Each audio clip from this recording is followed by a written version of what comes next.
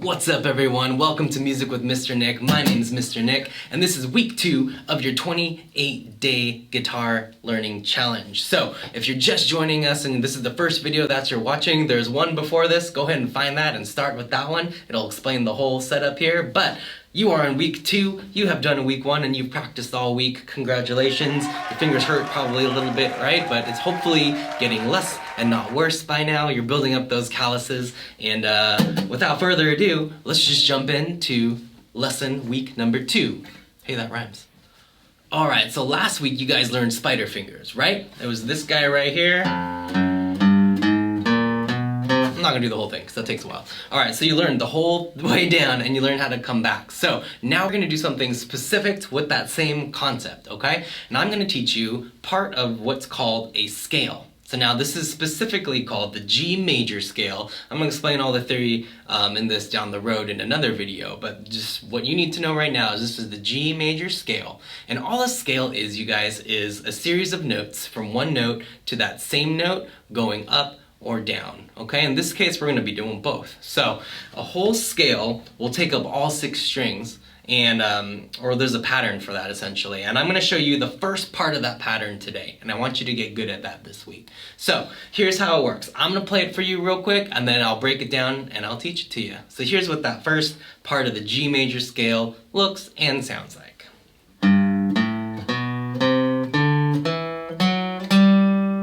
And then back.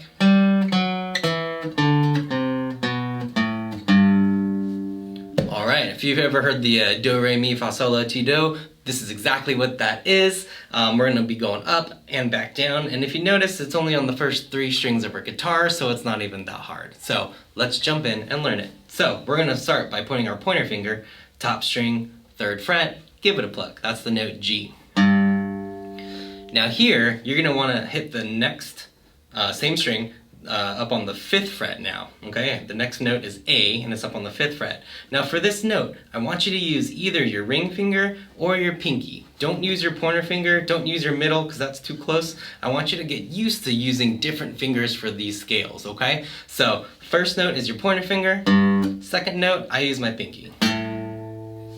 So there you go. So top string is just 3, then 5, 3rd fret, then 5th fret. Notes are G and A. Now after that we move down to the 2nd string from the top. Pointer finger is going to go on the 2nd fret, middle finger is going to go on the 3rd fret, and that pinky is going to go on that 5th fret again. Okay? And we're just going up through the musical alphabet. So G, A, B, C, D. Again, I'll explain how to find all these notes in a different video, but all you need to know right now is this is the G major scale. So after that 2nd line, we go to the 3rd string, and it's going to be 2, 4, and 5. Alright, so all together we have 3, 5, next string, 2, 3, 5, 3rd string, 2, 4, 5. Or the notes are G, A, B, C, D, E, F sharp, and G. And then you can go backwards.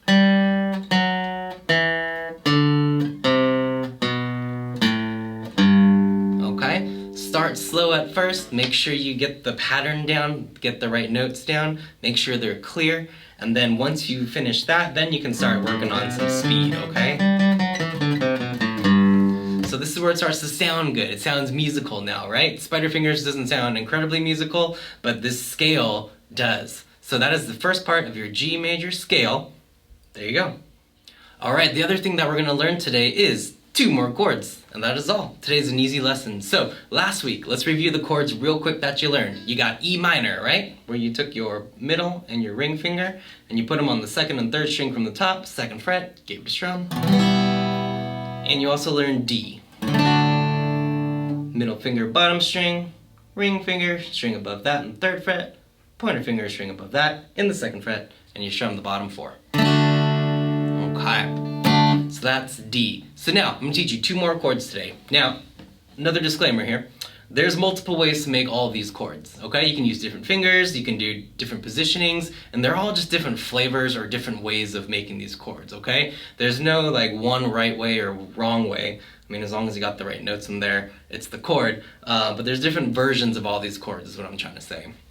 And I teach certain chords certain ways because it's easier to start with, and then down the road you can learn maybe the more traditional way or a different way of playing the chord, depending on what other chords you're playing, what key you're playing in, but again, we'll get into all that down the road, okay? So, I'm going to start with the C chord today. Now, this isn't your traditional C chord, but it's a version of C that I like to play because it goes along with our other chord we're going to learn, G, okay? So, here we go. How to make this. Take your pinky, put it on the bottom string, 3rd fret.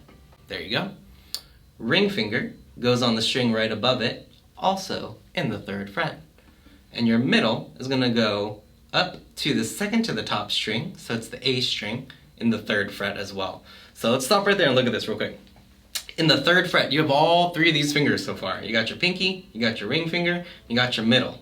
Now for a lot of people, you might be trying to do it like this. Notice the angle that I have my hand at right here. See how my fingers kind of go up towards me instead of just straight on? So that is a huge tip for you.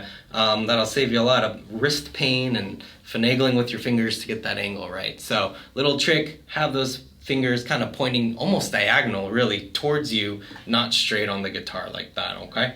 So one more finger to place down, that's our pointer. We got it on the 3rd string from the top, the D string, in the 2nd fret.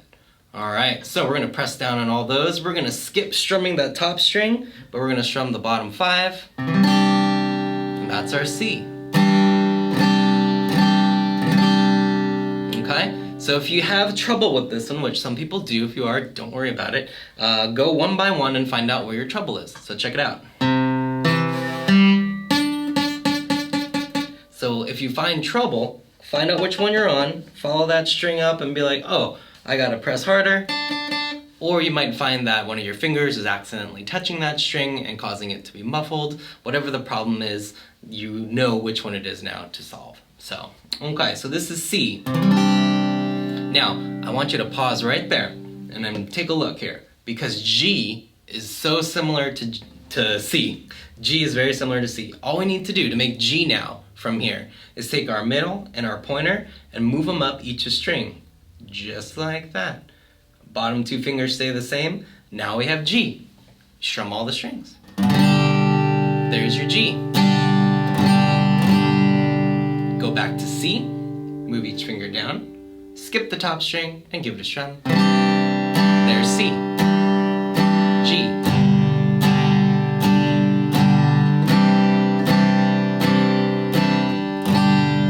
So it's really quite an easy switch between G and C because they're so close together, okay? And those are your 2 new chords to learn this week, okay? So as you learn those 2 new chords, we're gonna be incorporating them into strumming as well, okay? So in that strumming, we're gonna incorporate G, C. We're also gonna put in last week's chords, E minor and D.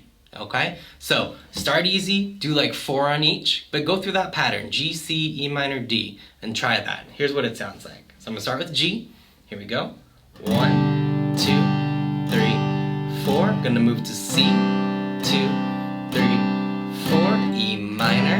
2, 3, 4, and D. And then once I'm done, I'm gonna do it again.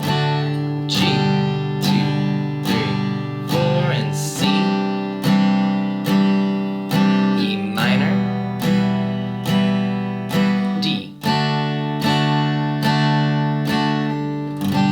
Finish on G because it sounds better, okay? So there's your 4 chords now that we're going to be focusing on. We're not going to learn any more chords than that right now, you guys. So really get to know those 4 chords. We're going to be using them for a lot of cool things, including practicing strumming. So speaking of which, after you get done with those 4 strums on each and feel comfortable with that, let's throw one more your way, okay? Let's throw that upstroke in there between every single chord. You guys remember that up string? Remember, it's just a pop? Just like that. So we're gonna go 4 down and 1 up between each of our chords here, okay? So we're gonna use that same order, G, C, E minor, and D. We're gonna do that strumming pattern on each one, so check it out. 1, 2, 3, 4, up, C.